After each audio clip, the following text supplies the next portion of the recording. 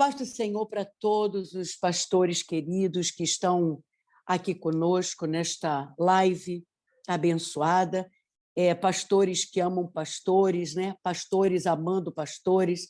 Não somos rivais, nós somos uma equipe, nós somos uma parceria, nós queremos ver a prosperidade dos nossos irmãos, queremos ver o sucesso em Deus do seu ministério, queremos ver almas se rendendo a Cristo e sabemos que nós, pastores, estamos na trincheira.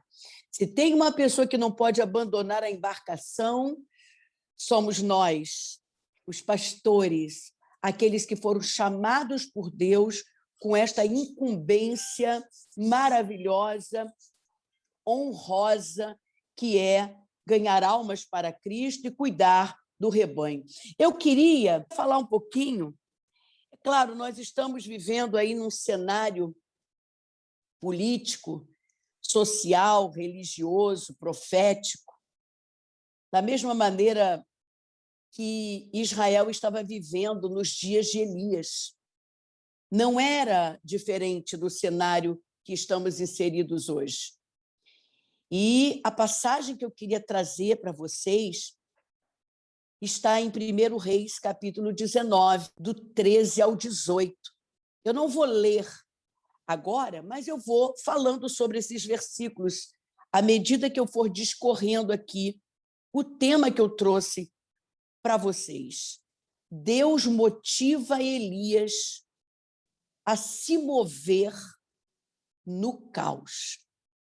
Deus motiva Elias a se mover no caos. As coisas podem até parecer que fugiram do controle, mas não fugiram do controle de Deus, né? A gente sabe que vamos falar sobre o ministério profético, porque nós hoje estão tentando cercear nosso direito de profetizar, fechando as nossas igrejas. E nos dias de Elias, o ministério profético estava ameaçado, estavam matando profetas. Acabe só aceitava profeta que profetizasse o que ele queria ouvir. E nós estamos vendo aí profetas de Araque, falsos profetas, sendo aclamados, ovacionados, seguidos aos milhares e aos milhões, porque profetizam o que o povo quer ouvir. O povo prefere uma falsa profecia do que uma realidade dura, enrijecida. É como se a falsa profecia fosse um anestésico, um entorpecente. Você vê que Acabe deixou Micaías a pão e água, porque Micaías falou o que Deus mandou falar. Então, profeta da atualidade, que pensa que vai ser seguido pela massa por falar a verdade, por seguir os rudimentos bíblicos, está muito enganado. O povo hoje quer coisas no altar que façam com que ele se entretenha. É entretenimento, né? E é por isso que eu quero trazer para vocês essa passagem de Elias, que passou por momentos difíceis, né? E por conta desse cenário, esse cenário que trouxe uma certa depressão, Elias se refugiou debaixo de um zimbro e depois dentro de uma caverna. Mas Deus foi atrás dele. Quem pensa que Deus não vai atrás dos seus está muito enganado. Primeiro, porque Deus queria fortalecer Elias. E segundo, porque a missão que Deus tinha para Elias não tinha terminado. E é isso que acontece quando nós temos um chamado. Muitas pessoas hoje pensam que o chamado é glamuroso, é muita foto, é muita viagem, é muito evento, é muita programação. Mas quando a gente vê que o chamado, às vezes, nos leva para desertos e não para Nova York, às vezes a gente quer correr também para debaixo do zimbro. E aí é quando Deus vai atrás de nós e faz as perguntas e os esclarecimentos que ele fez aqui em 1 Reis 19. Ele diz assim: que fazes aqui, Elias? Debaixo do zimbro, dentro da caverna. E essa pergunta, né, parece até que Deus não sabia por que Elias estava se refugiando. Mas, na verdade, as perguntas de Deus não é porque ele não sabe, mas é porque ele quer abrir um espaço para o diálogo. Deus quer que a gente fale, Deus quer que a gente se desabafe, que organize as ideias na mente. Porque quando a gente fala, a gente organiza as ideias na mente. Deus quer que a gente abra a válvula do escape. Deus não quer que pastores morram de infarte. Deus não quer que um pastor tenha um AVC. Então, ele faz essas perguntas. Que fazes aqui, Maurílio? Que fazes aqui, Tiago? Que fazes aqui, Leia? Que é exatamente para a gente se desabafar. E o que acontece é que Elias começa realmente a se desabafar. Ele rasga o coração e começa a dizer assim, ó: tenho sido muito zeloso por ti, Senhor. Mas os filhos de Israel deixaram a tua aliança, derrubaram os teus altares, mataram os teus profetas à espada, e só eu fiquei. E agora estão me buscando para me matar. Ou seja, é como se Deus só tivesse garantido Elias no Querite, em Sarepta, no Horebe, e agora não garante mais. Às vezes a gente faz certos desabafos, né, que dá a entender que Deus não cuida mais da gente como cuidou no ano passado, quando estava caindo chuva do céu, quando estava chegando muito dinheiro na nossa conta. E agora que está faltando dinheiro, que as portas das igrejas estão se fechando, que os dizimistas não estão mais dizimando, o que começa a acontecer no nosso coração? Às vezes, o que aconteceu no coração de Elias, porque isso é coisa de ser humano. Então, Deus vem com uma palavra forte. E eu gosto desse diálogo. Pastor Maurílio, pastor Tiago, todos os pastores que estão conosco, eu amo esse diálogo de Deus com Elias. Quando Elias começa a choramingar, como se Deus não soubesse o que estava acontecendo, Deus diz assim, ó: sai da caverna, Elias, põe-te neste monte perante o Senhor. Quer dizer, parece até que Deus está sendo indiferente à dor de Elias, mas não está, não. Isso se chama catarse, terapia de choque, para fazê-lo acordar. Porque não dá para dar colo a quem deveria estar lutando. Ele tinha acabado de matar um monte de profeta de Baal e de Acera, e agora está se escondendo com medo. Então, às vezes, Deus não vai nos dar colo, principalmente a nós, pastores. Há momentos de dar colo e há momentos de dar choque, um choque de realidade. Nós estamos partindo para o final dos tempos. Tempo em que a igreja vai ser arrebatada. Tempo em que o anticristo vai dominar o mundo. E o final dos dias serão dias difíceis, dias de trevas. É chamado de o dia do Senhor. Então, o momento de agora, queridos pastores, não é de colo. É momento de lutar, porque estão querendo fechar nossas igrejas, estão querendo calar os nossos profetas, estão querendo colocar na cabeça das pessoas que uma live substitui um culto de adoração a Deus, uma escola dominical, as pessoas em casa ceando individualmente com seu cálicezinho e com seu pedacinho de pão, quando, na verdade, ceia do Senhor significa comunhão. O lugar da comunhão é o lugar onde Deus ordena a bênção. Então, o Senhor diz para ele, sai da caverna, Elias, e volta. Unge Azael, rei da Síria, Jeú, rei de Israel, unja Eliseu, profeta, no teu lugar. Olha que coisa linda. E ele ainda diz mais, quem escapar da espada de Azael, Jeú o matará. E quem escapar da espada de Jeú, Eliseu o matará. Olha aí, Deus tem gente na política, assim como Deus tem gente para cuidar do mundo espiritual. O Deus que cuida do mundo espiritual, da igreja, dos membros, dos pastores, dos evangelistas, é o Deus que também está colocando Azael e Jeú no poder. Exatamente por quê? Porque Deus está no controle. Não acontece nada que Deus não queira.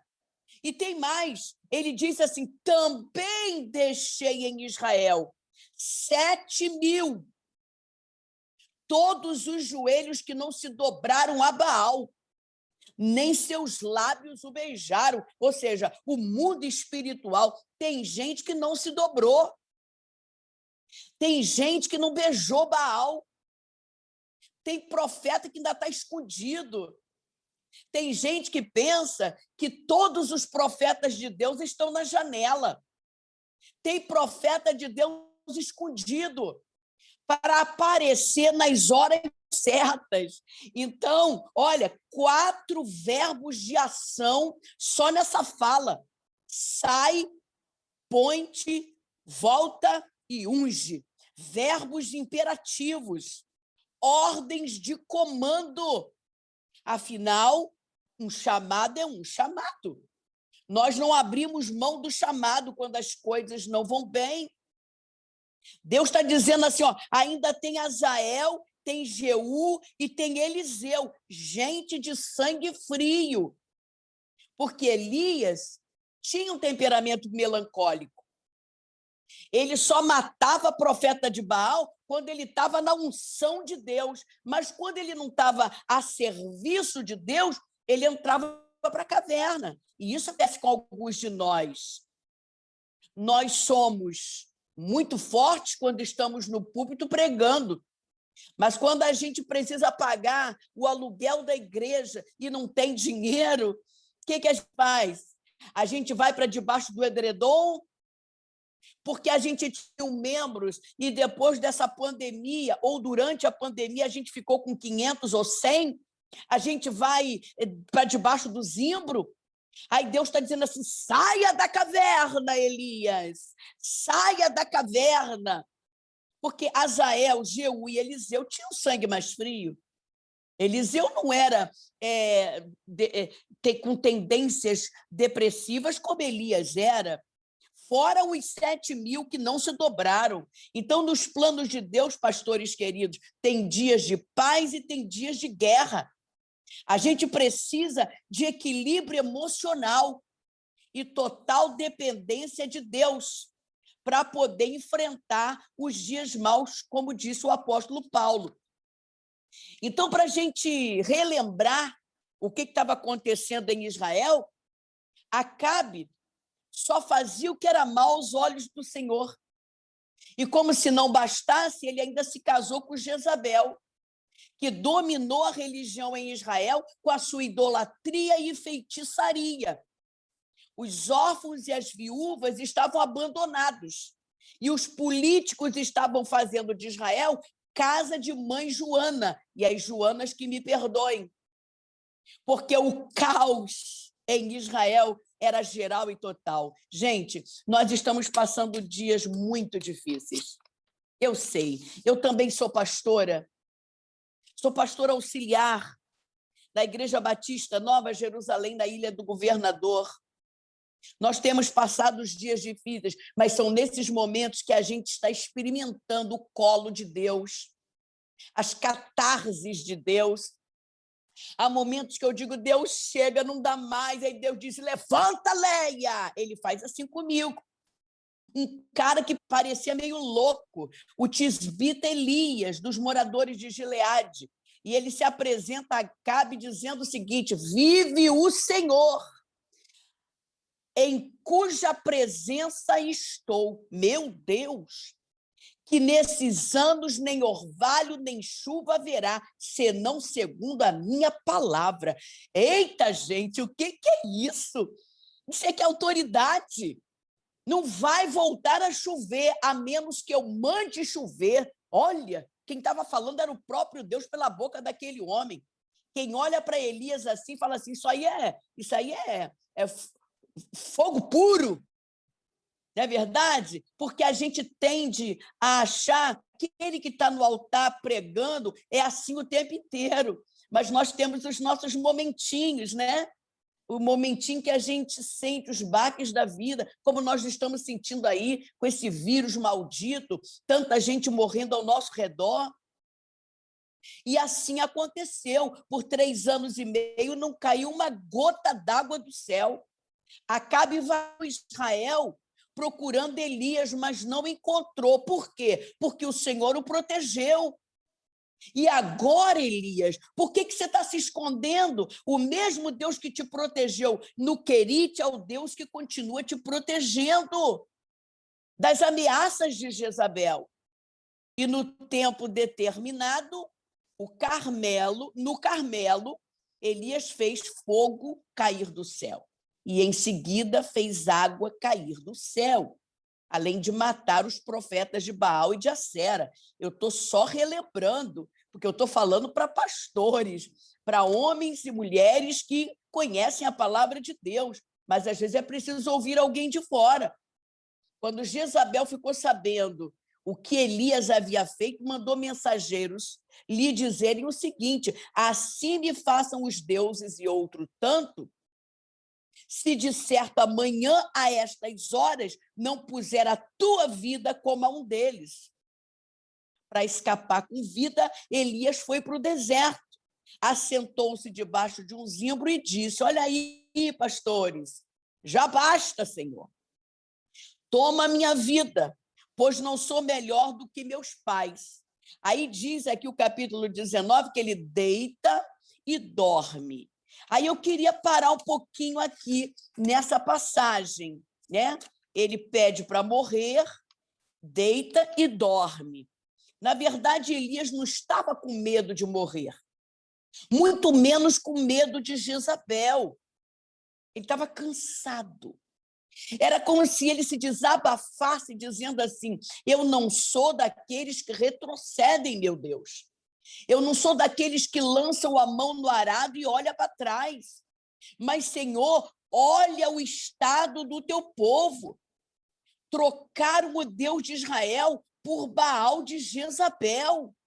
Mataram os teus profetas, Senhor. E isso é recorrente, porque o povo não aprende. O povo se encanta facilmente com as magias de Baal. Era como se Elias estivesse cansado de ser a resistência para um povo que não quer mudança. Para algum pastor aqui que perdeu ovelhas, membros, durante essa pandemia. E durante essa pandemia também se levantaram muitos profetas que estão profetizando nas lives, que estão falando o que o povo quer ouvir. Tem gente que não frequenta mais igreja, tem gente que chegou para mim e disse: para que igreja? Eu sou a igreja. E quem disse que você é a igreja? Quem disse que eu sou a igreja? Nós somos membros do corpo de Cristo. A igreja é o ajuntamento dos membros, né? E Elias está assim, está meio frustrado com o povo. Ele não está fugindo com medo, mas o Senhor foi em seu socorro. Por quê? Porque o conhecia muito bem e sabia que Elias não estava nada bem. Pastor querido, pastora querida, preste atenção, você não está sozinho. Você tem um Deus que cuida de você. Até nos momentos que você arria as mãos, as armas, que você fica sem vontade de orar, sem vontade de ler a Bíblia, sabe? Deus não te abandonou, ele sabe que você está precisando de fortalecimento, de vitamina espiritual, de vigor. Talvez alguns de nós estejamos assim, porque nós somos apenas um vaso de barro, levando a excelência do poder de Deus. Não, nós não somos a excelência, nós não somos o tesouro, nós somos só o vaso de barro, de material perecível, que uma notícia pode nos abater, é verdade, mas olha aí o pão e a água que Deus mandou para Elias, mandando para você também, querido pastor, te alimentando, te revigorando. Ele fez isso com Elias, para animar, para revigorar, para fortalecer, para Elias não parar, para Elias recomeçar. Eu acho bonito, pastores, é que Deus deixa Elias dormir, né? Ele deixa Elias dormir, aí dá comida para Elias, deixa Elias dormir de novo, dá comida para Elias, deixa Elias dormir de novo, porque às vezes o que está faltando não é boas notícias, mas é descanso. Tem pastores aí que eles chutam e agarram para impedir que a bola entre. Tem pastores fazendo tudo. E Deus, nesta manhã, nesta tarde de sexta-feira, ele está querendo nos fortalecer para nós recomeçarmos. Então, tem água e pão para você, pastor querido. Água e pão. E um descanso. Descansa esse tempo que Deus está te dando, porque ele vai mandar você voltar, porque você ainda não terminou a obra. Converter o povo é coisa para Deus. Muitos de nós estão se matando porque quer salvar quem não quer ser salvo. A gente precisa de discernimento, pedir a Deus, Deus me conduza às pessoas certas, para a gente não perder tempo. O nosso chamado é profetizar. O papel de Deus é converter, onde houver fé e quebrantamento.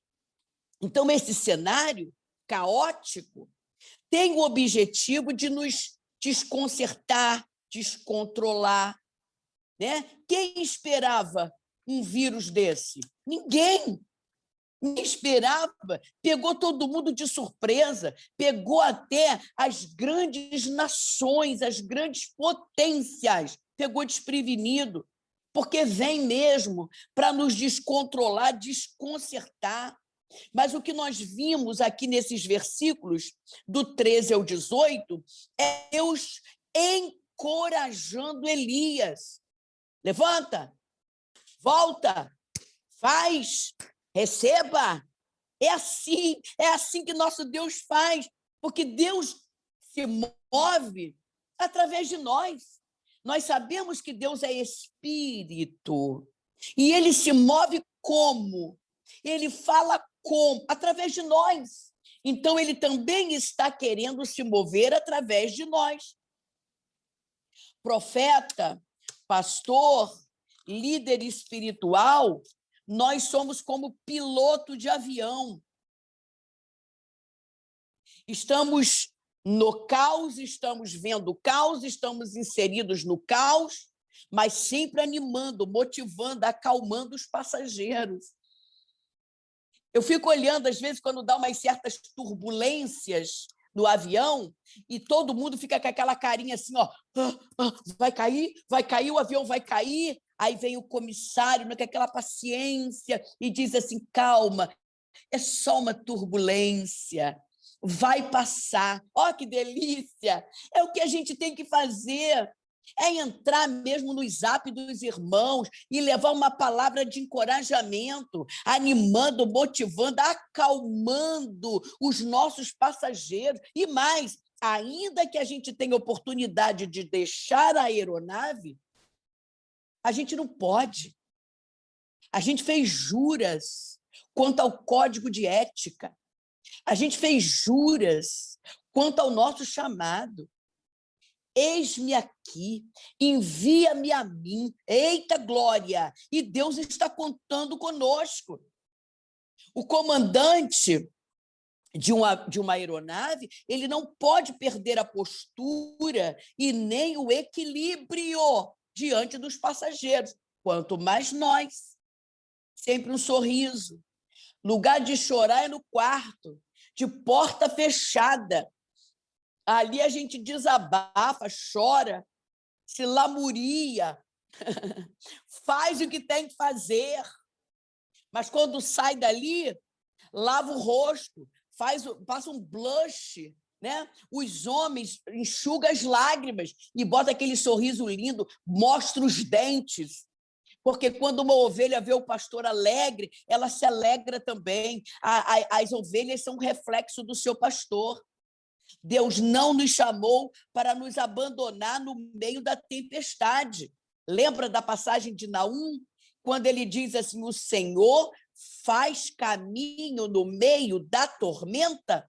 E eu acredito que ele está fazendo caminhos no meio dessa tormenta para o seu povo. Então, já partindo para o final, nós somos uma nação. O que afeta as pessoas como um todo, afeta nós também como igrejas, como sacerdotes. Nós não estamos em alfa, nós ainda não estamos no céu, nós ainda não estamos no paraíso, nós fazemos parte de uma nação. A gente crê que Deus está no controle, mas a gente faz perguntas, não tem jeito. É coisa do ser humano. Às vezes a gente pergunta, Senhor, por que isso está acontecendo? Eu fiz, inclusive, uma música há muito tempo, né? Que ela diz assim, olha, tudo ia bem em minha vida, até que o inesperado acontecer, porque eu, Senhor, estou cantando, mas me sinto destruído. Ó, é um desabafo. Um vírus mortal surgiu no planeta. É gente morrendo à torta e à direita. Tem morte na casa do vizinho, tem morte na parentela. Não há remédio para combater a doença. A vacina não é 100% eficaz. A gente ora, a gente clama, mas vê adorador sendo entubado, adorador morrendo. Deus está levando quem tem que levar. São quase 500 mil mortes. E governantes se dando bem às custas da dor do próximo. Isso machuca, sabe? Isso machuca. O país polarizado, lockdown, ninguém trabalha, portas fechadas. O pequeno empresário está fechando as portas de vez. É desemprego, é igreja fechada. É gente se acostumando com live, dizendo que não é necessário mais frequentar templos. O número de dependentes de cesta básicas aumentando, dízimos e ofertas diminuindo, pastores fechando templos por falta de condição de pagar o aluguel. Meu Deus, eu continuo cantando. E em cada igreja que eu vou, eu acabo me tornando um gabinete pastoral para muitos pastores, amigos e não amigos, pessoas que querem desabafar, querem orar juntos, sabe? A coisa está ficando difícil. E outra coisa, por causa da convivência constante, o divórcio está aumentando até mesmo dentro das igrejas, aumentando até mesmo nos altares. Os membros estão indo atrás de gurus gospel, porque preferem profecia falsa do que uma realidade dura. Não somos feitos de aço. É por isso que Deus vem atrás de nós. E Deus está vindo atrás de nós através desta live. Assim como ele foi atrás de Elias, porque nós também precisamos de cuidados.